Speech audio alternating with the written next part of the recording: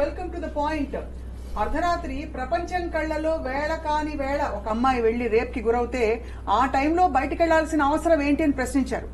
ఆ తర్వాత మరో సందర్భంలో స్వేచ్ఛతో నేను చూసుకుంటానంతా అని అలా బయటికి వెళ్లి తిరిగి రాని అమ్మాయి గురించి మాట్లాడుకున్నప్పుడు ఆ టైంలో ఎందుకు బయటికి వెళ్ళింది, అసలు రోడ్డు మీదకి వెళ్లాల్సిన అవసరం ఏంటని సమాజం ప్రశ్నించింది. వీళ్ళందరూ మన మధ్య లేరు, చనిపోయారు.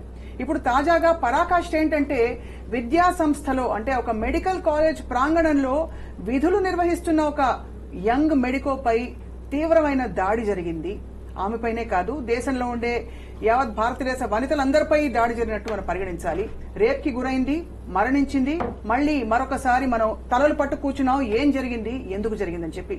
ఇదే అంశంపై తాజా developments, Kolkata RG Kar medical college లో జరిగిన క్రైమ్ ఇన్సిడెంట్ పై ఇవాల్టి analysis. I have with me Udumala Sudhakar Reddy గారు, very senior journalist and times of ఇండియాలో క్రైమ్ అండ్ ఇన్వెస్టిగేషన్స్ బ్యూరోకి చీఫ్ గా పనిచేస్తారు. నమస్కారం అండి, స్వాగతం. కృష్ణకుమారి గారు, అందరికీ సుపరిచిత యాక్టివిస్ట్, మహిళల ఉద్యమాలపై చాలా వారు కృషి చేశారు. నమస్కారం అండి. అలాగే రమేష్ గారు, human rights activist and united human rights protectors council adviser గా ఉన్నారు. నమస్కారం అండి.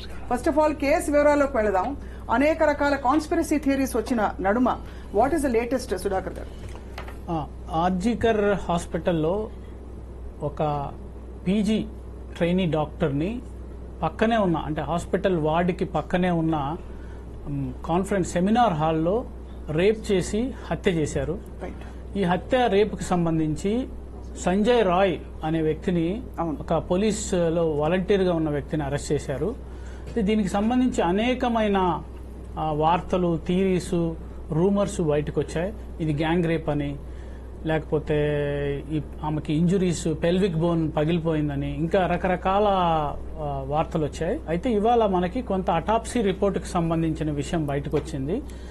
అట్లనే ఫోరెన్సిక్ డిఎన్ఏ టెస్ట్ కి సంబంధించిన రిపోర్ట్ బయటకు వచ్చింది. ఈ రిపోర్ట్లో ఏం తేలిందంటే లేటెస్ట్ గా ఈ అమ్మాయి పెనుగులాడినప్పుడు తన గోర్లలో ఉన్న రక్తం గాని, చర్మం గాని ఈ నమూనాని సేకరించి డిఎన్ఏ ఫింగర్ ప్రింటింగ్ చేసినప్పుడు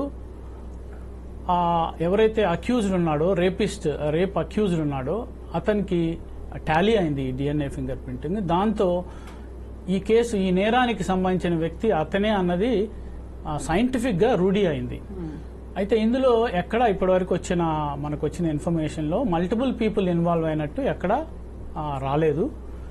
సో బట్ స్టిల్ అది ప్రోబ్లో ఉంది. అది సిబిఐ ఇవాళ చేస్తున్నది ఏంటంటే ఈ ఆర్జీకర్ హాస్పిటల్కి సంబంధించిన మాజీ ప్రిన్సిపల్, అంటే ట్రాన్స్ఫర్ అయిపోయిన, సస్పెండ్ అయిన, ట్రాన్స్ఫర్ అయిన ప్రిన్సిపల్ ని క్వశ్చన్ చేస్తుంది, సందీప్ ఘోష్ అనే వ్యక్తిని. దీనికి సంబంధించి అతని మీద కొన్ని ఆరోపణలు వచ్చాయి, ఇతనికి సపోర్టివ్ గా ఉన్నాడు అన్న ఉద్దేశంతో. సో అదే మాదిరిగా కొంతమందిని ఇంకా క్వశ్చన్ చేస్తున్నారు అక్కడ. బట్ వాట్ వి సీ, ఇప్పటి వరకు చూసిన దాని ప్రకారం ఒకే వ్యక్తి ఉండవచ్చు అన్నది మనకు వస్తున్న సమాచారం. అయితే స్టిల్ ఇది ఓపెన్ ఎండెడ్, బికాజ్ సిబిఐ చాలా మందిని క్వశ్చన్ చేయాలి. ఏదో మొన్న వచ్చిన అప్డేట్ ప్రకారం 150 ml of semen was found అని చెప్పి దానికి సంబంధించి కూడా చాలా వార్తలు వచ్చినాయి. బట్ అది ఎక్కడ, అంటే ఇప్పటివరకు అఫీషియల్ గా ఎక్కడ నిర్ధారణ కాలేదు. బట్ ఈ మామూలుగా రేప్ కేసెస్ లో అపార్ట్ ఫ్రమ్ ఇప్పుడు ఇక్కడ ఏంటంటే ఈ అమ్మాయికి బాడీ అంతా ఇంజురీస్ ఉన్నాయి నెక్ మీద. ఎందుకంటే it is found to be death by smothering and strangulation. Strangulation అంటే గొంతు పిసికి చంపటం, మాన్యువల్ అని చేత్తోనే. అట్లా స్మాదరింగ్ అంటే ముక్కు మూసి, మూతి మూసి, గాలి ఆడకుండా చంపటం. దానివల్ల ఆమె కాలర్ బోన్ ఇంజురీ కూడా అయింది. ప్లస్ బాడీ అంతా ఇంజురీస్ ఉన్నాయి, ప్రైవేట్ పార్ట్స్ లో ఇంజురీస్ ఉన్నాయి.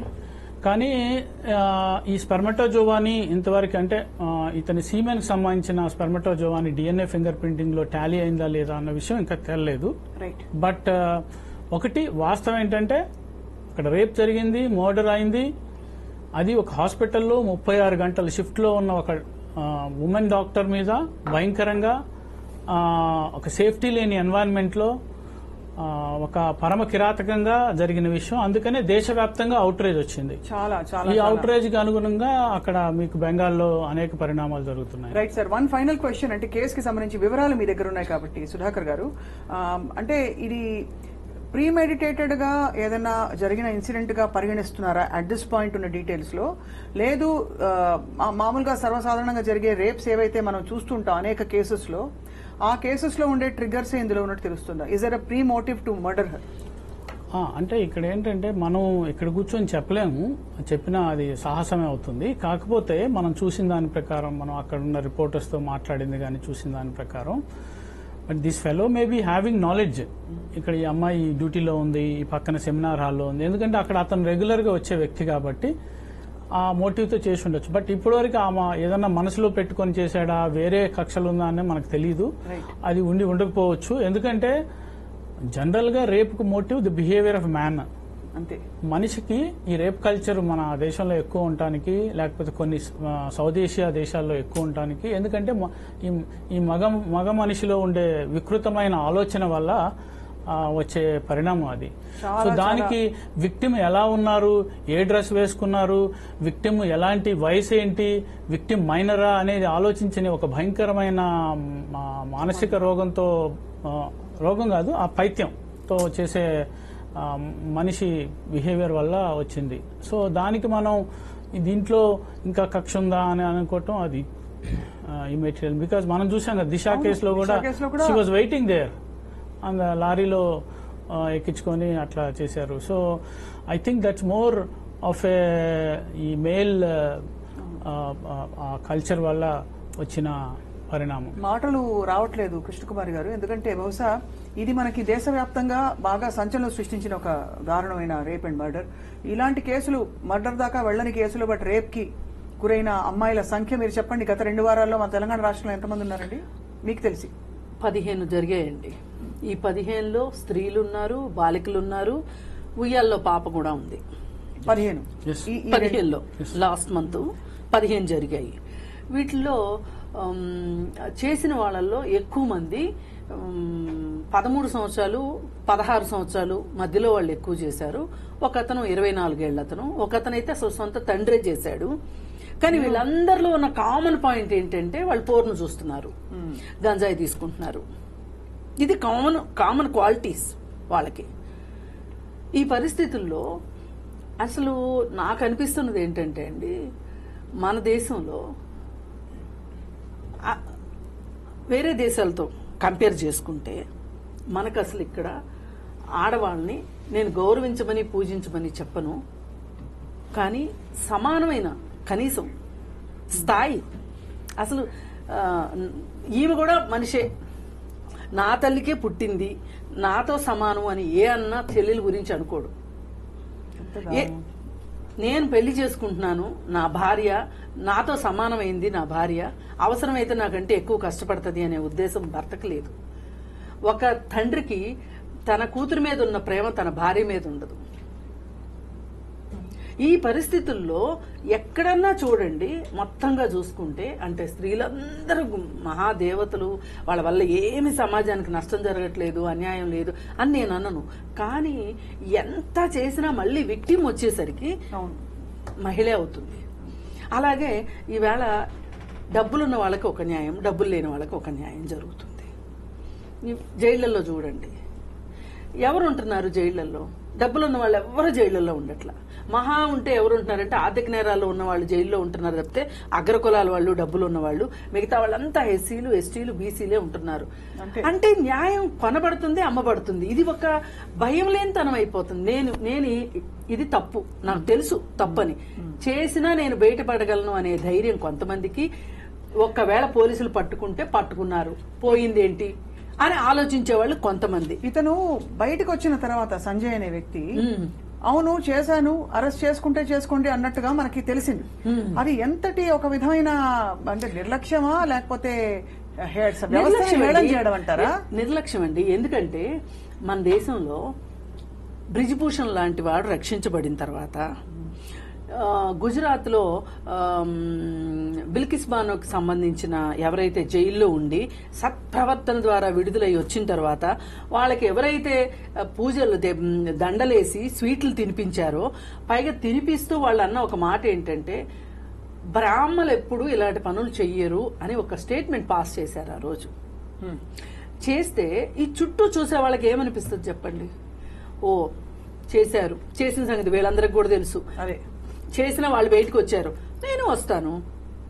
ఈ ఎవరికైనా సరే 3 నెలల్లోనో 6 నెలల్లోనో సంవత్సరంలోనో ట్రయల్ అయిపోయి ఇతనికి శిక్ష పడింది అని ప్రపంచానికి చాటి చెప్పిన కేసు ఒకటి ఉందేమో చెప్పండి. అసలు లేదండి. నిర్భయలోనే అంత గగ్గోలు పెట్టి చట్టాలు కూడా తీసుకొచ్చిన కేసులోనే ఎంతకాలం పట్టింది, ఎన్ని పరిస్థితుల్లో అసలు అందరూ ఒక్కొక్క తల దిక్కుపోయారు. ఇప్పుడు నిర్భయ సంఘటనలో మనం ఒక చిన్న ఎగ్జాంపుల్ తీసుకుంటే, లాయర్ ఏం మాట్లాడాడండి కోర్టులో, ఈ అమ్మాయికి 9 అప్పుడు ఏంటి పని, అదే నా కూతురు గనక అట్లా బాయ్ ఫ్రెండ్ తో కలిసి సినిమాకి వెళ్ళుంటే నేను పెట్రోల్ బస్ తగలబెట్టేవాడిని అని ఒక లాయర్ మాట్లాడాడు. ఆ లాయర్ ని శిక్షించినప్పుడు కామన్ మ్యాన్ ఇలా మాట్లాడక ఇంకెలా మాట్లాడతారు? అండ్ ఇక్కడ అదే చెప్తున్నానండి, అసలు ఎక్కడ చేసినా ఏమి చేయకపోయినా ఆడదాని తప్పైపోతుంది బతికున్నందుకు. అంతే. చదువుకున్న వాడు కూడా ఇలా ఆలోచిస్తుంటే చదువు లేని వాళ్ళు ఇలా కాక ఇంకెలా ఆలోచిస్తారు? తప్పకుండా. చెప్పండి sir, before we go to Ramesh గారు, సుధాకర్ గారు. రేపిస్ట్ లో మేడం చెప్పినట్టు కులానికో మతానికో ప్రాంతానికో సంబంధం, ఒక ఆ ప్రొఫైలింగ్ మనం అసలు అది లేదు. కానీ ఒకటి వాస్తవంగా మేడం చెప్పారు కదా, ఇది చాలా తెలిసిన వాళ్ళు రేప్ అక్యూజ్డ్లో మోస్ట్ ఆఫ్ ది కేసెస్ లో నోన్ పర్సన్స్ 90%, ఎక్సెప్ట్ మనం Disha case it's different case. Known persons, తండ్రో, బ్రదరో, కజినో, మామనో, లేకపోతే పక్కన ఇంటి పక్కన ఉన్న నైబరో, వాచ్మెన్, లేకపోతే పక్కనుండే వ్యక్తులు, స్కూల్లో ప్రిన్సిపల్లో, ఇక్కడ జరిగింది కదా స్కూల్లో, లేకపోతే పనిచేసే. సో నోన్ పర్సన్స్ ఎక్కువ ఉంటుంటారు. ఎందుకు జరుగుతుంది అంటే ఈ ప్రోటోకాల్స్, బికాస్ మనం సేఫ్టీని కాంప్రమైజ్ చేస్తున్నాం. ఉమెన్ అంటే safety, general safety of the women compromise అవుతుంది అన్ని చోట్ల. మనం ఉండే అపార్ట్మెంట్లో, లేకపోతే స్కూల్స్లో, కాలేజెస్లో, హాస్పిటల్స్లో. ఇప్పుడు ఇతను ఎలా వెళ్ళాడు అన్నది పెద్ద ప్రశ్న కదా. How you could able to access అంటే అక్కడ సేఫ్టీ కాంప్రమైజ్ అవుతుంది. సో అదొక ఆస్పెక్ట్. సో అది కాకుండా మేడం చెప్పినట్టు ఈ ఫోన్ వల్ల, విచ్చలవిడిగా ఫోన్ అవైలబుల్ ఉండటం వల్ల కొంత ఇంపాక్ట్ బాయ్స్ మీద పడుతుంది. సో దానివల్ల it is leading to such kind of incidents అనేది మనం చూస్తున్నాం. అవును. సో అయితే ఇది మనం ఫోన్ ఆపాలా లేదా అనేది ఒక పెద్ద డిస్కషన్. అవును. బట్ యాక్చువల్గా తల్లిదండ్రులు ఒక అమ్మాయికి నువ్వు ఆ టైంలో ఎందుకు వెళ్తున్నావు, ఈ టైంలో ఎందుకు వెళ్తున్నావు అని చెప్పే బదులు, ఒక మగపిల్లాడికి చిన్నప్పటి నుంచే అప్బ్రింగింగ్లో మహిళల్ని ఎలా గౌరవించాలి, ఏం మాట్లాడు, సెన్సిటివ్. ఇప్పుడు ఏదన్నా ఎవరన్నా కామెంట్ చేసినప్పుడు ఆ sensitive, how sensible you should be, వాళ్ళ ప్రైవసీని కానీ పర్సనల్ విషయాలు కానీ ఎంత జాగ్రత్తగా మాట్లాడాలనేది ఎవరు నేర్పించట్లేదు. మనం ఏంటంటే మీరు చెప్పారు ఇంతకుముందు కూడా, ట్రోల్స్, అబ్యూజింగ్ చేయటం, ఉమెన్ని చాలా తక్కువగా మాట్లాడటం, నీచంగా మాట్లాడటం, రేప్ థ్రెట్స్. ఒక ఇండియన్ క్రికెటర్, గొప్ప క్రికెటర్, వాళ్ళ సొంత కూతురికి రేప్ థ్రెట్ ఇచ్చారు. హైదరాబాద్ అతన్ని అరెస్ట్ చేశారు BHLలో. అదే. సో ఇట్లాంటి కల్చర్లో మనం పెరుగుతున్నాము. సో ఐ థింక్ ఇట్స్ ఇవాళ నిర్భయ యాక్ట్ తేవటం వల్ల ఆగిందా? ఆగలేదు. హార్షర్ చట్టాల వల్ల అవుతుందా? ఆల్రెడీ చట్టాలన్నీ హార్ష్గానే ఉన్నాయి. ఎందుకు ఆగదంటే ఇది మారాలి. మనుషుల తీరు అంటే తల్లిదండ్రుల పాత్ర, boys, parents, then systematic cultural policing. Police కూడా ఇన్సెన్సిటివ్ చాలానండి ఈ మధ్య కాలంలో. అంటే ఏదో మా మధ్య ఫ్రెండ్లీ పోలీసింగ్ అన్నారు ఇక్కడ తెలంగాణలో. బట్ ఈ మధ్య కాలంలో మళ్ళీ వన్స్ అగైన్ పోలీస్ స్టేషన్స్ కి వెళ్తే 1,00,000 ఒక ఆడది తన బేసిక్ మనుగడ కోసం కూడా to claim her right she has to fight, give so many complaints. దారిన పోతున్న ఒక అమ్మాయిని ఏదైనా అంటే కూడా 100 సార్లు డిఫెండ్ చేసుకోవాల్సిన పరిస్థితి తను వెళ్లి తనకి. సో ఒక వ్యవస్థీకృతంగానే చాలా లొసుగులు, డొలతనం ఉంది.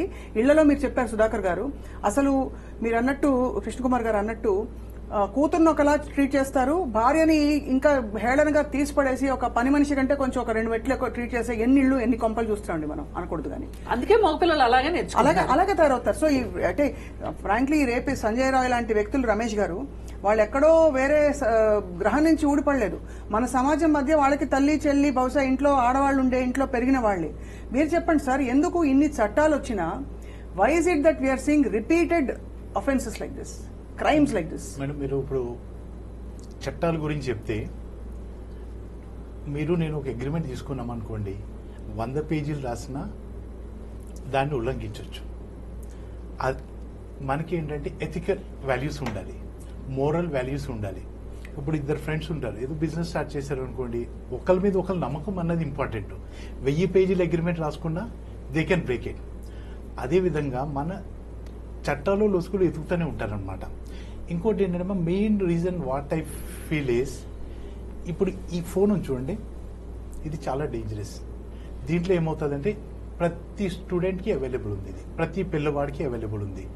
అండ్ దీంట్లో if you see 80% is porn, 80% porn. దాని గురించి ఏమవుతుందంటే స్టూడెంట్ ఖాళీగా ఉంటాడు, ఓపెన్ చేస్తాడు, చూస్తాడు. కానీ మీరు అనేది రైటే సార్, ఇది కానీ ఇవాళ రోజున మనకి ఎలక్ట్రానిక్ ఈ క్లాస్ రూమ్స్ వచ్చేసి రకరకాల ఆన్లైన్ లెర్నింగ్ ఇవన్నీ వచ్చేసిన తర్వాత, కోవిడ్ తర్వాత ఇది ఒక ఇన్ఎవిటబుల్ ఆప్షన్ అయిపోయింది. మనం ప్రాక్టికల్ గా కూడా ఆలోచించాలి కదా రమేష్ గారు. We can't move away from technology. టెక్నాలజీని బ్లేమ్ చేసి మనం ఎలా, టెక్నాలజీ కాదు మేడం, ఇక నేను చెప్పేది ఏంటంటే ఇప్పుడు మీరు పాన్ సైట్ వరకు బ్యాన్ చేయొచ్చు కదా, that can be done. Right, it should not be accessible. మనం టెక్నాలజీ పెరిగిపోయింది అని అంటా ఉన్నాం అనుకోండి, there will be so many things coming out. But అమలులో మీరు అన్నట్టు రైటే, అమలులో ఎక్కడో ఇప్పుడు డ్రగ్స్ ఆర్ బ్యాండ్, అందరికి జగమెరిగిన సత్యం. ఎక్కడి నుంచి వస్తున్నాయి, పుట్టుకొస్తున్నాయి రేవ్ పార్టీలు, డ్రగ్స్. మరి అంటే ఏదైనా బ్యాన్ చేసినా దాని వ్యవస్థని చొచ్చుకెళ్లిపోయి కావాల్సింది తెచ్చుకునే అంత ఒక క్రిమినల్ ఇది బయటకు వచ్చేసిందండి యువతలో కావచ్చు. దాని అర్థం ఏంటి మేడం, మన మోరల్ వాల్యూస్ పోయినట్టే కదా. Let it be politicians, let it be parents. పిల్లల్ని వదిలేస్తున్నారు పిల్లలు, ఎందుకంటే they both want to do job, they both want to earn money. దాని గురించి పిల్లల్ని వదిలేస్తున్నారు, వాళ్ళు ఖాళీగా ఉంటారు. What they will do? ఇట్లాగేంటంటే అంటే మనం ఏంటంటే ఇక్కడ ఐ సీన్ ఇట్లా ఎన్నో కేసెస్ వస్తాయి, మనం 4 రోజులు మాట్లాడుకుంటాం, తర్వాత క్లోజ్ అయిపోతుంది. It is better we find a solution. Exact solution ఏంటి అన్నది మనం కనుక్కోవాలి. So the easiest first thing that comes to everybody's mind, Sudhakar గారు, ఇస్ డ్రాగ్ చేయడం వల్ల ఈ కేసులు 100 సార్లు దీని గురించి మాట్లాడుకుంటారు, మీడియా ప్రొజెక్షన్స్ ఉంటాయి తప్ప, అంటే ఇది తప్పు, దీనికి శిక్ష పడుతుంది ఈ దేశంలో, ఇట్ ఇస్ నాట్ స్పేర్డ్ అనే ఒక మెసేజ్ ఇంతవరకు. దాని ప్రాబ్లం ఏంటంటే first we should blame policing అండి. పోలీస్ వ్యవస్థలో ఒక్కొక్క పోలీస్ అధికారికి, ఒక్కొక్క పోలీస్ స్టేషన్ కి కేసెస్ బర్డెన్ ఉంది. వాళ్ళ మీద ఉన్న కేసెస్ బర్డెన్ తో ఉన్న కేసుల్ని డీల్ చేయలేరు. ఒక రేప్ కేసు వచ్చింది, వాడికి ఆల్రెడీ 100 కేసులు ఉంటాయి, సరిగ్గా ఇన్వెస్టిగేట్ చేయడు, సరిగ్గా ఎవిడెన్స్ కలెక్ట్ చేయడు. నేను ఇందాక చెప్పినట్టు డిఎన్ఏ ఫింగర్ ప్రింటింగ్, అన్ని కేసుల్లో డిఎన్ఏ ఫింగర్ ప్రింటింగ్ చేస్తే కంక్లూజివ్ ఎవిడెన్స్ వస్తుంది. అంటే శాంపుల్స్ తీసుకొని దాన్ని అక్యూజ్డ్తో కన్ఫర్మ్ చేసుకుంటే వస్తుంది. కానీ చాలా కేసుల్లో ఎందుకంటే ఎఫ్ఎస్ఎల్లో కేసులు బర్డెన్, ఎఫ్ఎస్ఎల్కి వెళ్తే కేసు, ఒక రేప్ కేసు వెళ్తే 1 year 2 years రిపోర్ట్ ఇవ్వడానికి, ఆడు పెండింగ్ ఎఫ్ఎస్ఎల్ రిపోర్ట్ అని పెడుతుంటాడు పోలీసు. ఎఫ్ఎస్ఎల్ రిపోర్ట్ ఎప్పుడు వస్తే మా దగ్గర ఓన్లీ 2 ఉన్నారు డిఎన్ఏ ఎక్స్పర్ట్స్, ఇన్ని కేసులు పెండింగ్ ఉన్నాయి. ఇప్పుడు 1000 రేప్ కేసులు అయితే అందులో 100 కూడా డిఎన్ఏ అవ్వవు. సో సైంటిఫిక్ ఎవిడెన్స్ లేదు. పోలీసింగ్ లో సరిగ్గా సెన్సిటివ్గా ఉండరు. ఈ లోపు విక్టిమ్ కి ఈ బాధలు చూసి బాధపడి ఇబ్బంది పడి విక్టిమ్ కూడా ఇన్ని సంవత్సరాలు అయిన తర్వాత ఇంట్రెస్ట్ పోతుంది ఆ కేసు. విట్నెస్లు చచ్చిపోతారు, విట్నెస్లు ముందుకు రారు, విట్నెస్లు మ్యానిపులేట్ అవుతారు. ఆ కేసు బట్టి డబ్బున్న వాడైతే అక్యూజ్డ్ వాడు ఎక్కువ మ్యానిపులేట్ చేస్తాడు. సో దీంతో మీకు చూస్తే కన్విక్షన్ రేటు 10 years క్రితము ఇట్ వాస్ 21%. అంటే ప్రతి 100 మంది రేప్ అక్యూజ్డ్లో ఆల్మోస్ట్ 79 మంది ఫ్రీగా బయట తిరుగుతున్నారు. ఇప్పుడు ఇది 28%. అంటే నీ కన్విక్షన్ రేట్ పెరగలేదు. అదే మీరు బ్రిటన్లో తీసుకుంటే 60% కన్విక్షన్ ఉంది, కెనడాలో తీసుకుంటే 42% ఉంది, చాలా దేశాల్లో 50% దాకా ఉంది కన్విక్షన్. బట్ రేప్ కేసుల్లో ఇండియాలో ఇట్స్ ఓన్లీ 27 to 28%. అంటే కన్విక్షన్ దొరకట్లేదు. ఎందుకు దొరకట్లేదు? నిజంగా రేప్ జరగలేదా? ఏం జరుగుతుంది అక్కడ అంటే సరిగ్గా ఎవిడెన్స్ కలెక్ట్ చేయరు, కోర్టులో ప్రాసిక్యూషన్ సరిగ్గా ఉండదు, ప్రాసిక్యూటర్ సరిగ్గా ప్రాసిక్యూట్ చేయరు, జడ్జిలు డిలే చేస్తారు కేసులు, జ్యుడిషియరీలో డిలే అవుతుంది కేసులు, మళ్ళీ హైకోర్టుకి అప్పీల్కి వెళ్తుంది, సుప్రీంకోర్టుకి వెళ్తుంది. ఈ కేసులు ఇలా సాగదీస్తుంటే విక్టిమ్కి భారతదేశంలో మీకు పెన్ పోయింది లేకపోతే ఫోన్ పోయింది, విక్టిమ్ అయినా అక్యూజ్డ్ అయినా ఒకే బాధపడాల్సి వస్తుందండి.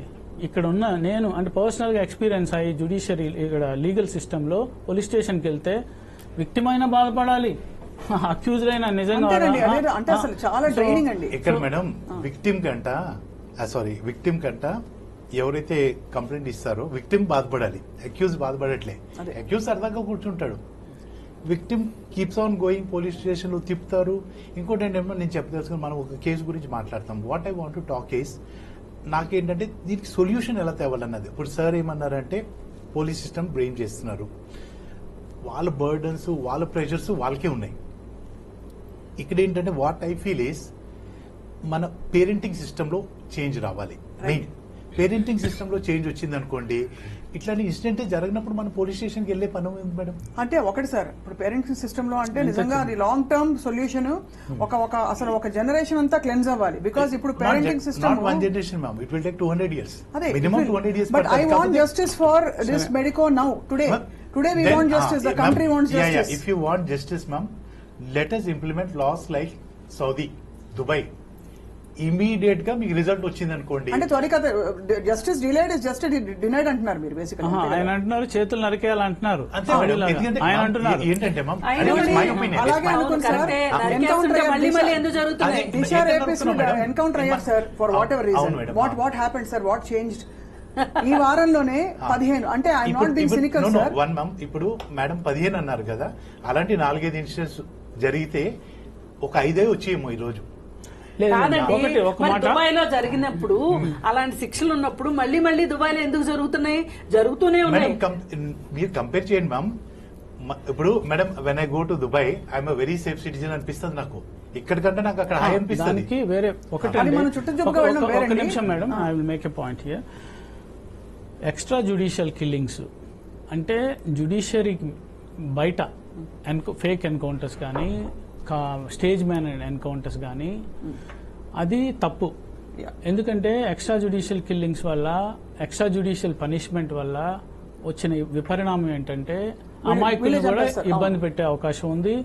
ఇంకోటి వాడు చేశాడా లేదా అని ఒక డ్యూ లీగల్ ప్రాసెస్, ఒక జ్యుడిషియరీ ప్రాసెస్. అప్పుడు ఎవరికి పడితే ఒక పోలీస్ అధికారే జడ్జి అయిపోతాడు. తన విమ్స్ అండ్ ఫ్యాన్సీస్ కి అనుగుణంగా జరుగుతుంటది. ఇప్పుడు ఆయన చెప్పేది అంటే అక్కడ చట్టంలోనే ఉంది, కానీ అలాంటి మనం బార్బారిక్ సొసైటీ కాదు, మనది సివిలైజ్డ్ సొసైటీ, పరిణామం చెందిన సొసైటీ, రిఫార్మిస్ట్ సొసైటీ. ఒక అక్యూజ్డ్ ని రిఫార్మ్ చేయాలి అన్నది మన సొసైటీ, మన లీగల్ సిస్టమ్, మన జ్యుడిషియల్ సిస్టమ్ బేస్డ్. కాబట్టి ఇది సార్ ఇప్పుడు మీరు రోడ్డు మీద పిచ్చి కుక్క తిరుగుతుంటే పిచ్చి కుక్కనే వదలం కదా సార్. చెప్పాలి. పిచ్చి కుక్క అని తెలుసుకునే లోపల అది కుక్క అనుకుంటున్నాం, అది పిచ్చి కుక్క అని తెలిసే లోపల ఒక ఘోరం జరిగిపోతుంది. తర్వాత ఆ పిచ్చి కుక్కని తీసుకెళ్లి చాలా రోజులు అది ఎందుకు వచ్చింది, దీని పిచ్చి ఎంత పిచ్చి వచ్చింది, ఆ పిచ్చి వల్లే చేశాడా అని ఇన్వెస్టిగేట్ చేసి కాసేపు దానికి ఫుడ్ పెడుతున్నాం. ఎప్పుడో అప్పుడు ఏదో ఒక అన్యాచురల్ పరిస్థితుల్లోనో ఎప్పుడో ఎన్నో ఏళ్లకి శిక్షలు పడుతున్నాయి. అంటే దీనికి ఏంటంటే డైరెక్ట్ గా పనిష్మెంట్ లింక్డ్ ఒక అలర్ట్ వ్యవస్థ ఉందనే ఒక మెసేజ్ అయితే లేదు. కాదండి, కేవలము ఇప్పుడు ఇతను ఏం చేయాలి చెప్పండి? సంజయ్ రాయ్ ని రేపు సుప్రీంకోర్టు సుమోటోగా దీన్ని తీసుకుంది. సుప్రీంకోర్టు ఎందుకు స్పందించింది? ఇవాళ ఆగ్రహం ఎక్కువైపోయింది సమాజంలో, కాబట్టి కొంచెం కంటి నీళ్లు తొడవటం కోసం తీసుకుంది తప్పితే అసలు సుప్రీంకోర్టులోనే బోల్డ్ కేసులు ఉన్నాయి. ఎక్కడో దాకా ఎందుకండి? ఈ కేసును చూడండి, మన సినిమా యాక్టర్ ప్రత్యూష కేసు ఇప్పుడు సుప్రీంకోర్టులో ఉంది. ఏం చేసిందండి సుప్రీంకోర్టు? ఎన్నేళ్ళైందండి? తల పట్టుకుని ఆమె చనిపోయింది, ఆ అమ్మాయి చనిపోయింది, అతను చక్కగా అతనికి బెయిల్ దొరికింది, పెళ్లి చేసుకుని పిల్లలు కన్నాడు. ఈయన లైఫ్ ఈయనకు బానే ఉంది. ఎందుకంటే సుప్రీంకోర్టు దాకా కేసు నడుపుకోగలిగే డబ్బులు ఉన్నాయి కాబట్టి ఆయన బాగానే సేఫ్ గానే ఉన్నాడు. మరి ఏమైంది? ప్రత్యూషకి న్యాయం జరిగిందా? మరి జరగలేదుగా. అలాంటప్పుడు ఈ కేసులో డాక్టర్ కి న్యాయం జరుగుతుందని మీరు ఎట్లా అనుకుంటారు? ఈ సిస్టమ్ లో న్యాయం జరగాలంటే, సంజయ్ రాయ్ ని శిక్ష పడాలంటే క్విక్ డిస్పోజల్ ఉండాలి. అంటే ఇమీడియట్ గా ఫాస్ట్ ట్రాక్ కోర్టు దాంతో ట్రయల్ స్టార్ట్ అవ్వాలి. అతను ఒప్పుకున్నట్టే కదా సుధాకర్ గారు? ఎవరు? అతను కన్ఫెస్ చేశాడు. Confession before police is not evidence as per వాళ్ళేమైనా ప్రెషర్ పెట్టారేమో అని ఒక ఇండియన్ ఎవిడెన్స్ యాక్ట్ ప్రకారం, ఇప్పుడు భారత్ ఎవిడెన్స్ యాక్ట్ ప్రకారం confession before police is not a evidence. So tomorrow he will definitely deny it, he will not plead guilty in the court. So then when he doesn't plead guilty, then trial will start. ఈ ట్రయల్లో వీళ్ళు ప్రాపర్గా evidence పెట్టాలి. CBI కాబట్టి కొంచెం process ఉంటుంది. I think they will file charge sheet as early as possible. Trial కూడా fast track court ఏర్పాటు చేసి హైకోర్టు, సుప్రీంకోర్టు పర్యవేక్షణలో జరుగుతుంది. ట్రయల్ జరిగి తొందరగా శిక్ష పడేలాగా చేస్తే ఒక 6 నెలల్లో 3 నెలల్లో ట్రయల్ అయిపోతే, ఫారెన్లో లాగా 3 నెలలు శిక్ష పడితే అతనికి కఠినమైన శిక్ష. For example if it's because it's rarest of the rare case, whether it is life or death or whatever. So gang rape అయితే డెత్ ఉంది. So I think he should be tried quickly and punishment should be implemented quickly. What kind of punishment are you talking? అంటే ఇప్పుడు ఎలా అయిపోయిందంటే, ఎందుకు అడుగుతున్నాను సుధాకర్ గారు అంటే, బికాజ్ ఇప్పుడు ఈ మధ్య కాలంలో ఈ చాలా హై అటెన్షన్ ఉండే రేప్ కేసెస్ లో ఆటోమేటిక్ గా వాళ్ళని చంపడం కూడా జరిగిపోతుంది. అవును, ఇది మర్డర్ కేసు కాబట్టి he can be hanged. I mean to say capital punishment ఇవ్వచ్చు. ఎందుకంటే rarest of the rare case, rape చేసి గాయపరిచి ఒక విధుల్లో ఉన్న ఒక డాక్టర్ని చంపేయటం, ఘోరంగా చంపేయడం కాబట్టి it can be rarest of the rare case. It is a murder case involved. So that fellow if there is enough ample evidence, వీళ్ళు యాంపుల్ ఎవిడెన్స్ పెట్టగలిగితే కోర్టులో, అతన్ని he can be punished for capital punishment. అంటే ఉరి శిక్ష, లేదా అంటే ఇండియాలో ఉంది hanging ద్వారానే కాబట్టి he can be hanged to death if there is an ample evidence, if there is a proper legal process. మనం ఇక్కడ స్టూడియోలో కూర్చొని వీడిని ఉరేయాలి అంటే అది ఒక తండ్రిగా, ఇప్పుడు ఒక జర్నలిస్ట్ గా మనం అలా మాట్లాడటానికి లేదు. బట్ ఒక ఆడపిల్ల తండ్రిగా, ఒక victim, obviously there will be such kind of reactions, but as a journalist we should always talk about legal process. Sure sir, తప్పకుండా.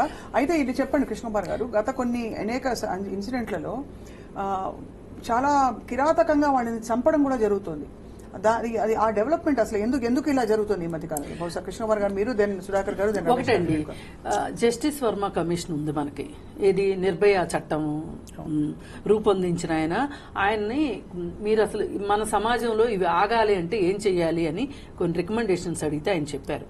ఆయన అనేది ఏంటి అంటే, ఇప్పుడు ఉరి తీయండి అని అనడం చాలా సింపుల్, ఉరి తీయడం కూడా చాలా సింపుల్. ఈ ఉరి తీస్తారు అంటే ఇది నిరూపణ అయ్యి, అంటే ఆ విక్టిమ్ బతికుండి ఆమె చెప్పింది అనుకోండి, చెప్తే అప్పుడు అతనికి ఉరిశిక్ష పడుతుంది. కాబట్టి ఇదివరకు రేప్ చేసి ఊరుకునేవాళ్ళు, ఇప్పుడు చంపుతున్నారు. అందుకని మనం అసలు ఈ డిమాండ్ పెట్టడం వల్ల అసలు ఇప్పుడు రేప్ జరిగినంత మాత్రం చనిపోవాలా చెప్పండి? చనిపోవక్కర్లేదు కదా, ఆమెకు బతికే హక్కు లేదా? ఆమె బతకాలి ప్లస్ ఆ రేప్ జరగడం అనేది ఆమె తప్పు కాదు. తప్పు చేసిన వాళ్ళు బాగానే ఉండి ఆమె ఎందుకు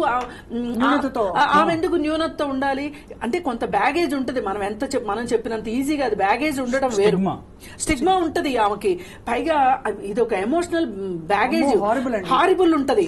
మరి అయితే ఇలాంటి పరిస్థితుల్లో ఆయన చెప్పింది ఏంటి అంటే, అసలు ముందుగా మనము శిక్షల గురించి ఆలోచించే కంటే కూడా మనం సమాజంలో ఏం ఆలోచించాలి అంటే, ఒక అవగాహన తీసుకొచ్చే విధంగా పిల్లల్ని చిన్నప్పటి నుంచి, వీళ్ళకి మన దేశంలో ఇలా జరగడానికి ఎక్కువ కారణం జెండర్ డిస్పారిటీ, జెండర్ ఇన్ఈక్వాలిటీస్. ఈ జెండర్ ఇది అసలు బ్యాలెన్సే లేదు మన దగ్గర. ఈ జెండర్ బ్యాలెన్స్ లో మన కంట్రీ ఎక్కడుందంటే 181వ స్థానంలో ఉంది. ఈ స్థానంలో ఉండడం వల్ల ప్రతివాడు ఏం ఆలోచిస్తున్నాడు, ఒక మగపిల్లాడు ఏం ఆలోచిస్తున్నాడు, చెల్లి పుట్టింది అంటే వెళ్ళిపోతుంది పెళ్లి చేసుకుని, నాతో సమానం కాదు, ఈ ఇంట్లో ఉండదు అనేది ఒకటి. నాతో పాటు తల్లిదండ్రులు కూడా ఆడపిల్లనేమో ఇప్పుడు కొన్ని కుటుంబాల్లో మారింది, కానీ ఈ రోజుకి స్టిల్ ఉన్నదండి, ఆడపిల్లల్ని మంచి స్కూల్కి పంపటం ఉండదు, వాళ్ళ మీద ఖర్చు పెట్టడం వేస్ట్. ఇలా అంటే చిన్నప్పటి నుంచినే ఆడపిల్లని ఇంకొక రకంగా చూడడం అలవాటు చేసేసి, ఆడపిల్ల ఉంటే ఒక ఆట వస్తువు, లేదంటే ఒక గ్లోరిఫైడ్ పనికొచ్చే ఒక మనిషిగా చూసుకుంటున్నాం. ఇలా గౌరవం లేదు. ఇప్పుడు ఇలా తల్లిదండ్రులు పెంచడం వల్ల ఈ చూసే అన్నో తమ్ముడో ఇతను కూడా రేపు వచ్చిన భార్యని ఎలా చూస్తాడు, అలాగే తను ఆఫీస్కి వెళ్ళిన తర్వాత పక్కన పనిచేసే కొలీగ్ని ఎలా చూస్తాడు, ఇవన్నీ ఇన్నున్నాయండి. ఇదేదో ఒక్క సందర్భంగా ఒక్క విషయంగా జరుగుతున్నది కాదు, ఇది చాలా పెద్ద భావజాలం. ఇది ఇలా జరగడానికి కారణం ఈ సినిమాలు, ఇంకాస్త మరి కారణం. అవును, సినిమాలు మరి కాస్త కారణం. పైగా ఇంకొకటి అండి, ఇవాళ ఈ ఫోన్ వచ్చిన తర్వాత రీల్స్ ఎట్లుంటున్నాయి, సంబంధం ఉన్నోళ్ళు సంబంధం లేనోళ్ళు ఎంత అశ్లీలంగా రీల్స్ చేస్తున్నారు. వీళ్ళు ఫ్యామిలీ పీపుల్ అనుకునే వాళ్ళు కూడా చాలా అశ్లీలంగా చేస్తున్నారు. దీనివల్ల ఏమవుతుందంటే అసలు మనకు ఒక కల్చర్ అనేది లేకుండా అయిపోతుంది. ఒక డీసెంట్ కల్చర్ ని మనం మర్చిపోయి చాలా రోజులు అయింది అనిపిస్తుంది. మరి ఈ పరిస్థితుల్లో అసలు ఉమెన్ కి గౌరవం ఎక్కడి నుంచి వస్తుంది? గౌరవం మాట మీరు అన్నట్టు పక్కన పెట్టండి. అసలు బతకడానికి స్వేచ్ఛగా తను వెళ్ళి ఇప్పుడు ఎవరి గురించి మాట్లాడే వాళ్ళ ఒక మెడికో పీజీ చేస్తున్న ఒక మెడికో తన విధుల్లో భాగంగా సెమినార్ హాల్ కి వెళ్ళడం సర్వసాధారణమైన ఒక పరిణామం కాదండి. అక్కడ ఇంకోటి కూడా ఆలోచించాలి. తన క్లబ్ కైనా వెళ్ళొచ్చండి, ఎక్కడికైనా వెళ్ళొచ్చు, but who has the right? పైగా ఇంకా కొంతసేపు నిద్రపోవటానికి వెళ్ళింది ఆవిడ, అక్కడ జరిగింది సెమినార్ హాల్లో. బట్ ఇది ఓవరాల్ గా మీరు అన్నట్లు there is a stigma in the society. Rape victim కి స్టిగ్మా, డైవర్స్ కి స్టిగ్మా. ఇండియాలో చాలా స్టిగ్మా ఉంది ఉమెన్ పట్ల. ఈ స్టిగ్మా వల్లనే ఒక ఈ ఇష్యూని డెమనైజ్ చేసి మేడం అన్నట్టు చనిపోవాల్సిన అవసరం లేదు. వీడు ఎందుకు చంపి ఉంటాడంటే బహుశా because he doesn't want a witness, living witness. Because living witness చాలా ఇబ్బంది అవుతుంది అతనికి. సో అందుకనే he resorted to that killing. బహుశా ఈ జనరల్ గా వస్తున్న డిమాండ్స్ తెలియక ఉరిశిక్ష చేయాలి, కాల్చి చంపాలి, సజ్జనార్ మోడల్ అమలు చేయాలి, ఇలాంటి డిమాండ్స్ వల్ల బహుశా ఈ రేపిస్టులు కూడా అరే బతికితే నాకు శిక్ష పడుతుందేమో అన్న. బట్ ఆ భయం ఎలా రావాలంటే అరే లీగల్ ప్రాసెస్ లో నాకు శిక్ష పడుతుంది అనే భయం రావాలి. ఆ భయం వస్తే అప్పుడు it will be more deterrent. It is very hard to imagine the psychology అండి ఆఫ్ ద రేపిస్ట్. నిజంగా ఇది చాలాసార్లు గతంలో అనేక మంది చెప్పారు. వాళ్ళ సైకాలజీ ఏమిటి, ఆ క్షణంలో వాళ్ళని ప్రేరేపితం చేసిన అంశం ఏమిటి అంటే భయం భక్తి ఏమీ లేకుండా అంత కిరాతకంగా వాళ్ళు మారిపోవడానికి కాళ్ళు చేతులు విరిచేయడము, అంటే మనిషిని కొట్టడము, బలవంతం చేయడం అసలు ఎలా వస్తుంది వాళ్ళకి? అంటే how does one even imagine it? అది కూడా మన మధ్య బ్రతుకుతున్న ఒక మనిషి. అంటే వాళ్ళకి భయం లేదు కదా మేడం. మెయిన్ ఇప్పుడు మీరు అన్నారు చూడండి ఇందాక, ఇమీడియట్ రిజల్ట్ వస్తే తర్వాత 10 మంది భయపడతారు. ఇక్కడ ఇమీడియట్ రిజల్ట్ రావట్లేదు. ఇప్పుడు మీరే చెప్పారు, ఇప్పుడు దిశ కేసు, ప్రత్యూష కేసు ఇప్పుడు సుప్రీంకోర్టులో, అది ఎప్పుడూ నా చిన్నప్పుడు జరిగింది, ఇప్పుడు కూడా సుప్రీంకోర్టులో జరుగుతుందంటే the person accused is happy. It starts like this. ఒక rapist, somebody was telling one police officer, today's eve teaser or whatever teasing the woman is tomorrow's potential rapist. అంటే ఇప్పుడే స్టార్ట్ అవుతుంది ఆ కల్చరు. వీధుల్లో అమ్మాయిలు నేర్పించడం, అమ్మాయిల పట్ల విపరీతంగా ప్రవర్తించటం, మేడం చెప్పినట్టు గంజాయికి లేకపోతే తాగుడికి అలవాటయ్యి, బికాజ్ ఎక్కువ రేప్ కేసెస్ తాగిన మత్తులో, గంజాయి మత్తులో కానీ ఆల్కహాల్ మత్తులో కానీ జరుగుతుంటాయి రేప్స్ అండ్ మర్డర్స్. సో ఇవన్నీ ఈ ఇంపాక్ట్ లో ఆ భయం, ఇన్హిబిషన్స్ పోతుంది, ఇన్హిబిటర్ రిమూవర్ అవి. సో ఇన్హిబిషన్ ఎందుకు పోతుంది? ఆల్రెడీ వాడు అలాంటి సిమిలర్ కేసుల్లో ఉంటే, ఆల్రెడీ చిన్న కేసుల్లో he would molested a girl in a bus and escaped. So ఒక బస్లో ఒక అమ్మాయి పట్ల ప్రవర్తించి మొలెస్ట్ చేసి, ఒక ట్రైన్లోనూ. సో ఇంకొకటి ఐసోలేషన్, అక్కడ సరైన సెక్యూరిటీ లేకపోవటం, ఇదంతా ఫ్రీ అంటే ఎవడు చూడ్డ నన్ను నాకు. So these are all adding up. And why చిన్నపిల్లల మీద ఇప్పుడు చాలా గుడ్ అబ్జర్వేషన్, చిన్నపిల్లల మీద ఎక్కువ అవుతుంది, మైనర్స్ మీద. ఊయల్లో పడుకున్న పాపని కూడా వదలట్లేదు. సో ఎందుకు అవుతుందంటే వాళ్ళు చెప్పలేరు, బయటికి మాట్లాడలేరు, easy target, easy pray. So somebody was telling women కి నువ్వు సెల్ఫ్ డిఫెన్స్ నేర్చుకో, నువ్వు పెప్పర్ స్ప్రే పెట్టుకో. ఎస్, సెల్ఫ్ డిఫెన్స్ నేర్చుకోవాలి, పెప్పర్ స్ప్రే అందరూ పెట్టుకోవాలి, but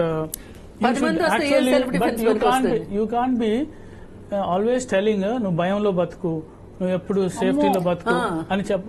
instead you tell the boy how to behave with the women, instead you tell the boy how to behave with the girl. That's what lacking, that's what. అది చాలా important. అంటే నువ్వు నీ అబ్బాయిలకు చెప్పట్లా. అదే ఇప్పుడు నేను ఈ మధ్య లావణ్య రాజ్ తరుణ్ ఇష్యూలో నేను ఒక ఛానల్లో ఒక మాట మాట్లాడాను. ఏంటంటే ఇప్పుడు అందరూ లావణ్యనే టార్గెట్ చేయడం కాదు, మాట్లాడడం కాదు. లావణ్య ఒకటే ఈ పని చేయగలిగిన, డ్రగ్స్ అమ్మినా లేకపోతే ఇంకోటి చేసినా ఒకటే చేయలేదు. ఈమెకి సహకరించిన వాళ్ళు, ఈమెతో పాటు పాలు పంచుకున్న వాళ్ళు చాలా మంది ఉన్నారు. రాజ్ తరుణ్ కూడా దీనిలో వాటా ఉంది. ఎందుకు రాజ్ తరుణ్ ఇంట్లో లావణ్య ఉంది అని చెప్పి నేను క్వశ్చన్ వేసినందుకు కింద నాకు కామెంట్ ఏంటి అంటే, నేను చూస్తుంటా అసలు జనాలు ఎట్లా అబ్జర్వ్ చేస్తున్నారు, మనం మాట్లాడిని ఎలా తీసుకుంటున్నారు అని. లావణ్య లాంటి కోడలు నీకుంటే తెలిసేది అని మాట్లాడారు. కరెక్టే, లావణ్య లాంటి కోడల్ని ఎవరు కోరుకోరు, బుద్ధి జ్ఞానం ఉన్నవాళ్ళు ఎవరు కోరుకోరు, కాదనట్లా. కానీ రాజ్ తరుణ్ లాంటి కొడుకును కోరుకుంటారా? మస్తాన్ సాయి లాంటి కొడుకును కోరుకుంటారా? ఎవరిని కోరుకోకూడదు కదా. మరి అలాంటప్పుడు కొడుకులైతే ఏ తప్పు చేసినా కోరుకోవచ్చు, కోడళ్ళని కూతుర్ని మట్టు కోరుకోకూడదు. అంటే ఈ జెండర్ బయాస్ ఉంది చూసారా? కానీ దురదృష్టం ఏంటంటేనండి, మీరు అన్న పాయింట్ అర్థమైంది మ్యామ్. కానీ సంజయ్ రాయ్ వాళ్ళ అమ్మ కూడా సంజయ్ రాయ్ లాంటి రేపిస్ట్ మర్డరర్ కొడుకు కావాలని కోరుకునుండదు. ఎలా మారాడు కాలక్రమంలో, అంత వాడు తలెత్తుకుని ఈ రోజు తలగరేసి అవును చేశాను పో ఏం చేసుకుంటావు కాదండి. నేననేది ఏంటంటే సంజయ్ రాయ్ లాంటి కొడుకు ఉండాలి అని ఏ తల్లి అనుకోదు. కానీ సంజయ్ రాయ్ తప్పు చేశాడు అన్నప్పుడు ఆ తల్లి స్పందన ఎలా ఉండాలి అంటే, నా కొడుకైనా పర్వాలేదు, ఇంకొకరి కొడుకైనా పర్వాలేదు, తప్పు చేస్తే శిక్షించండి అనేటట్లు ఉండాలి. ఈ రోజు చూడండి, ఇప్పుడు ఈ తప్పులు, పొరపాట్లు, నేరాలు, ఘోరాలు చేసిన వాళ్ళ డబ్బులున్న వాళ్ళైతే వాళ్ళ పిల్లల్ని ఎలా కాపాడుకుంటున్నారు చూడండి. మరి వీళ్ళు కాపాడకూడదుగా అట్లాంటప్పుడు? మేడం దాన్నే కదండి మోరల్ వాల్యూస్ మారాలనేది. అవును. ఇప్పుడు మీరు ఇదే విధంగా ఇప్పుడు మీరు ఏంటంటే సొసైటీలో కూడా పేరెంట్స్ సపోర్ట్ చేస్తారు. అంటే చిన్న చిన్న ఇష్యూస్ లో వెళ్ళి పోలీస్ స్టేషన్ లో వెళ్ళి వాళ్ళు బయటికి తీసుకొస్తారు. దీనికి మళ్ళీ యాదవ్ గారు ఏమన్నారండి, ఒక టైంలో ఒక సందర్భంలో బచ్చే చోరే హే కర్తే హోంగే అని చెప్పారు ఆయన, గుర్తుందా మీకు? పిల్లలు ఆ మాత్రం ఏనండి అదే రోజు ములాయం సింగ్ యాదవ్ గారు నాలుగు కోసేస్తే వేరే వాళ్ళు కూడా భయపడతారు. తప్పు స్టేట్మెంట్ అసలు కాదండి. మీరు ఒక హ్యూమనిస్ట్ అయ్యుండి హ్యూమన్ రైట్స్ గురించి మాట్లాడే వాళ్ళు మీరు మన దేశంలో అసలు అలాంటి శిక్షలు లేవండి. బాధ ఏంటంటే తెలుసా మేడం, నేను హ్యూమన్ రైట్స్ మెంబర్ అయ్యి వీళ్ళకి సపోర్ట్ చేయాలి. ఈ రేప్ చేసిన వాళ్ళు సపోర్ట్ చేయాలి, నాకు ఇష్టం లేదు. అది అదే కదండి, నేను ఇలా మాట్లాడితే మీకు కోపం వస్తుంది. కాకపోతే ఓవరాల్ గా చూసుకుంటే అల్టిమేట్లీ ఏంటంటే ఆయన హ్యూమన్ రైట్స్ అంతకు I don't want to talk ma'am. నేను ఉన్నట్టే మాట్లాడతాను. అది కాదండి, నాలుకలు కొయ్యడము, చంపేయడము, ఇన్స్టంట్ జస్టిస్ ఎప్పుడు పనికిరాదండి. స్పీడీ జస్టిస్ అడగండి, బాగుంటది. సీన్ ఆఫ్ అఫెన్స్ లో జరిగిన లొసుగులు, తప్పిదాలు, ఒక అమ్మాయి అంత నమ్మకంతోటో, పరిసరాల మీద నమ్మకంతోటో, లేకపోతే అలర్ట్ గా ఉండవలసిన అవసరం లేకుండా ఒక ట్రస్ట్ తో వెళ్ళింది ఆ సెమినార్ హాల్లోకి. అక్కడికి ఒక చొరబడి వచ్చి ఒక వ్యక్తి ఆ అమ్మాయి మీద దారుణంగా అసాల్ట్ చేయడమే కాకుండా రేప్ చేసి చంపేశాడు. ఇక్కడ బాధ్యులు ఎవరెవరిని తీసుకుంటూ పోతే ఆ రింగులు పెద్దగా అయ్యి it will come back to the society. Sudhakar గారు మీరు అన్నట్టు కాదమ్మా. ఇంకోటి, అసలు అక్కడ రెస్ట్ రూమ్లు ఎందుకు లేవు, సీసీటీవీలు ఎందుకు పనిచేయట్లేదు? అంటే గవర్నమెంట్ హాస్పిటల్ అనగానే అంత చీపా? అదే ప్రైవేట్ హాస్పిటల్స్ లో అయితే ఇలా ఉంటదా?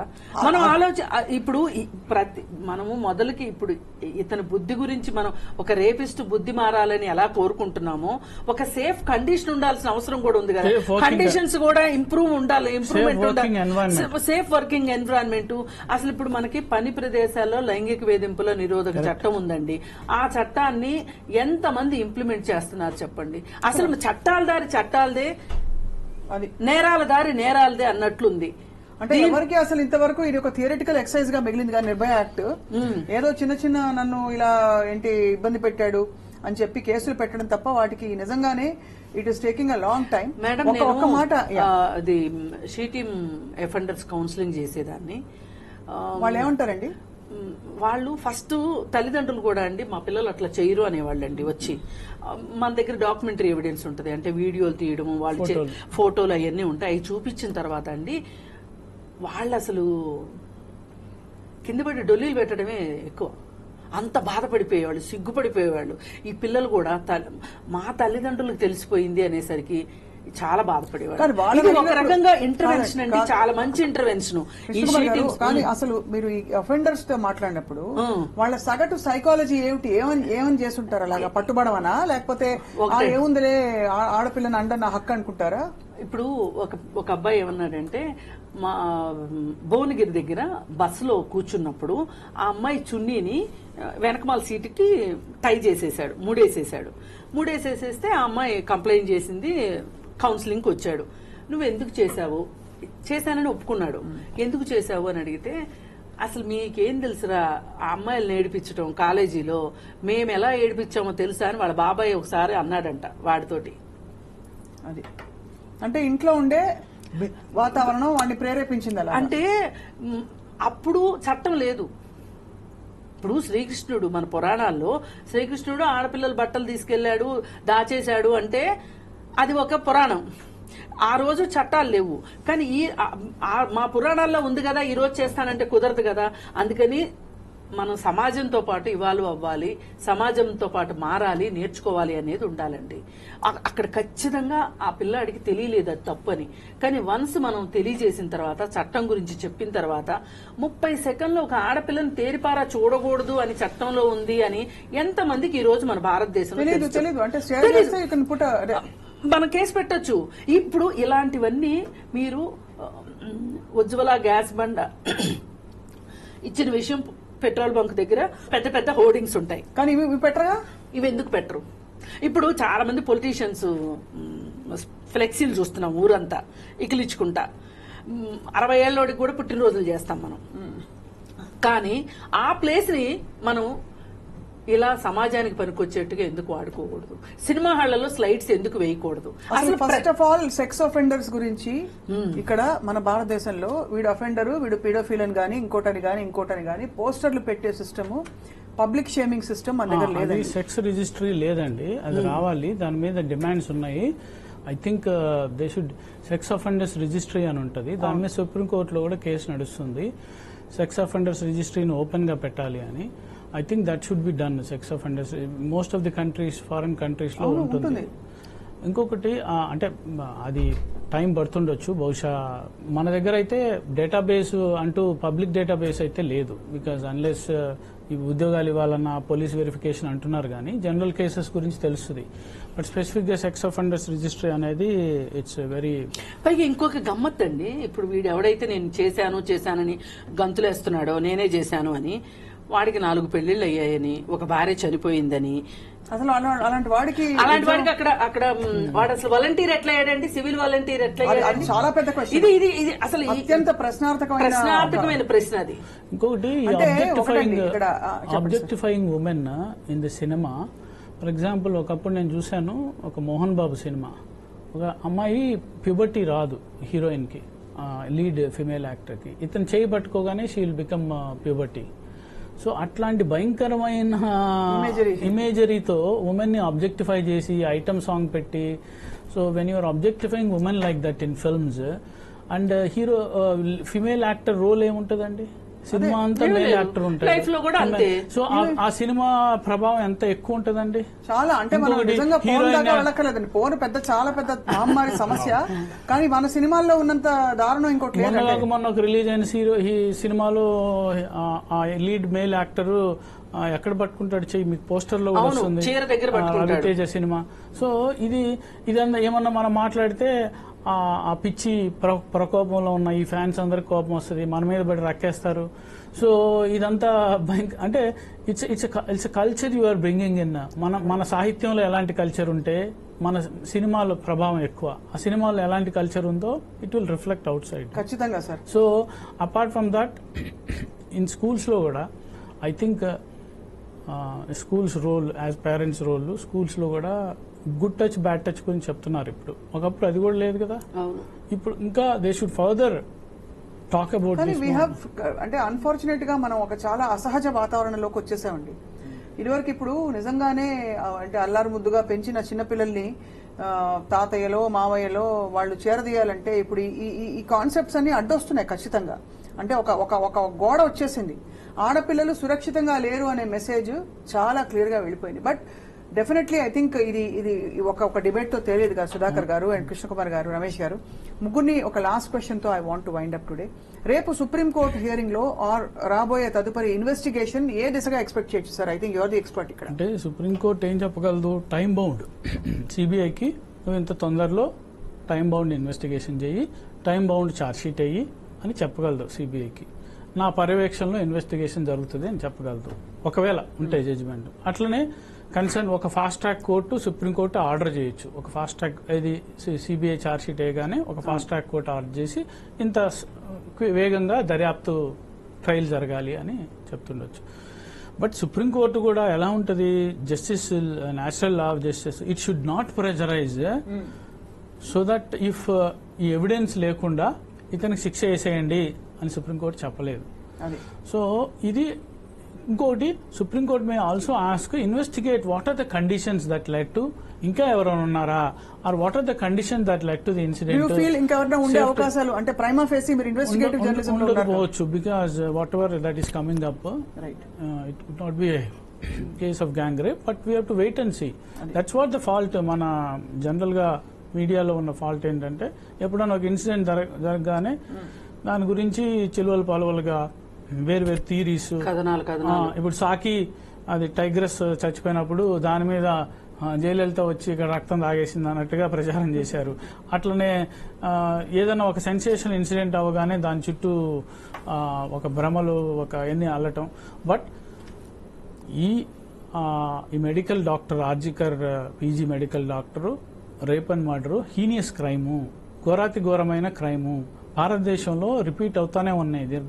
సో ఈ రిపీట్ అవ్వకుండా ప్రివెన్షన్ కి ఏం తీసుకోవాలి? హాస్పిటల్లో డాక్టర్ సేఫ్టీయే కాదు, డాక్టర్లు అందరూ వాళ్ళు బయటకు వచ్చి చాలా పోరాటం చేస్తారు. కానీ డాక్టర్లు అందరి కోసం రావచ్చు యాక్చువల్లీ వాళ్ళకి అంటే నిజంగా because this high profile case it demanded this attention అండి. But what about the 15 cases in Telangana, are they less rape చెప్పండి? కాదండి, మొన్న ముచ్చుమరిలో ఒకటి జరిగింది మన కర్నూలు దగ్గర. 3 మైనర్లు కలిసి ఒక 8 ఏళ్ల అమ్మాయిని చంపేశారు. ఏది ఫస్ట్ రేప్ చేశారు, తర్వాత చంపేశారు. చంపేసిన తర్వాత వాళ్ళకి తత్వం బోధపడింది ఏంటి, ఇప్పుడు నేను ఈ బాడీని ఏం చేయాలి అని తల్లిదండ్రులకు చెప్పారు. చెప్తే మీకెందుకు, మీరేం భయపడకండి, మేము ఉన్నాం కదా అని చెప్పి తల్లిదండ్రులు ఆ బాడీని తీసుకెళ్లి దానికి ఒక పెద్ద రాయి కట్టి, పిల్లలైతే అలా చేయగలిగేవాళ్ళు కాదు, వాళ్ళకి అంత థాట్ వచ్చేది కాదు, తీసుకెళ్లి కృష్ణానదిలో పడేశారు. ఇప్పుడు ఇంతవరకు ఆ బాడీ దొరకలేదు.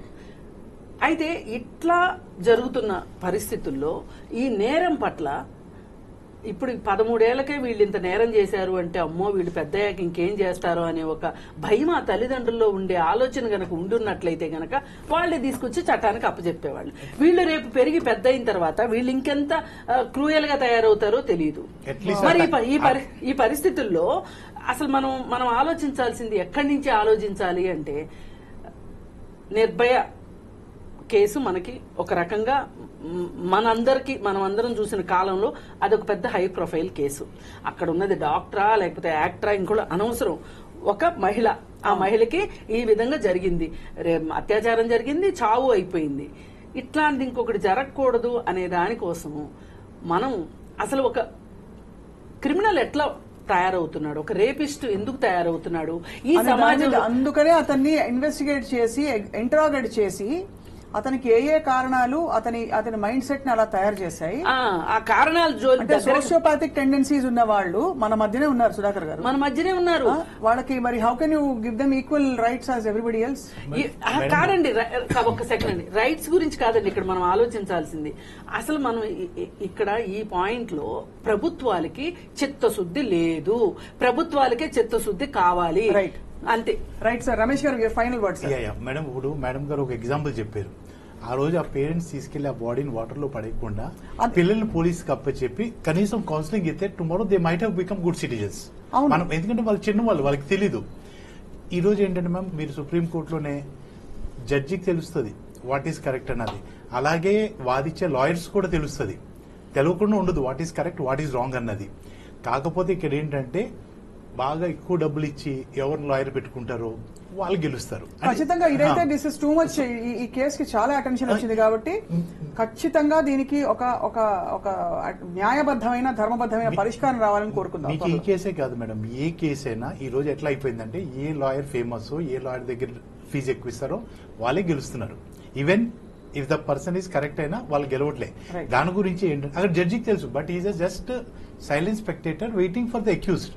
అంటే ఎవిడెన్స్ వస్తుంది అని చూస్తూ ఉంటారు. కానీ జనరల్ గా జరిగేది ఏంటంటే అక్కడ తప్పు ఉన్న వాళ్ళకి ఎవిడెన్సెస్ వస్తున్నాయి. సో దాని గురించి ఏంటంటే మ్యామ్, ఇప్పుడు ఈవెన్ లాయర్స్ కూడా కొంచెం జస్టిఫై అనమాట మోరల్ వాల్యూస్ తో ఆలోచించారు అనుకోండి, రాంగ్ అని తెలిసిన తర్వాత కేసే టేకప్ చేయకూడదు. అంటే కొన్ని కేసెస్ కి అసలు ఇలాంటి ప్రొసీడింగ్స్ కి అవసరం కూడా ఉండకూడదు అని మీరు అంటున్నారు.